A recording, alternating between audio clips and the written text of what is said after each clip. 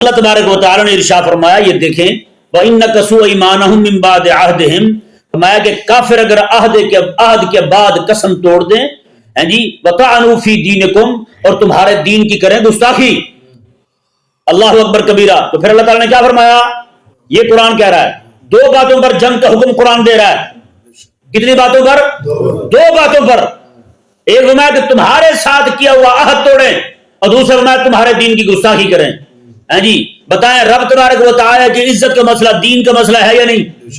رسول اللہ علیہ السلام کی عزت اور ناموس کا مسئلہ دین کا مسئلہ ہے یا نہیں؟ تو باقی جتنے شرائع اسلامیہ ہیں، احکامات اسلامیہ جتنے سارے کے سارے، وہ سارے دین ہیں یا نہیں یار؟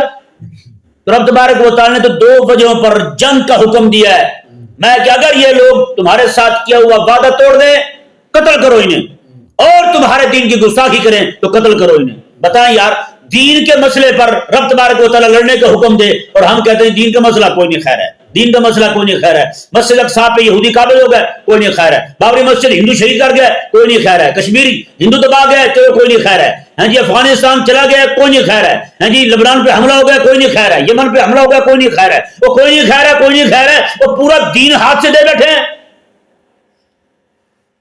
ہیں۔ اور یار یہ وہ سلگتے مسائل ہیں امت کے، ان کو کون اجاگر کرے گا؟ آج ممبر سے کیوں نہیں آواز اٹھتی ان کے بارے میں؟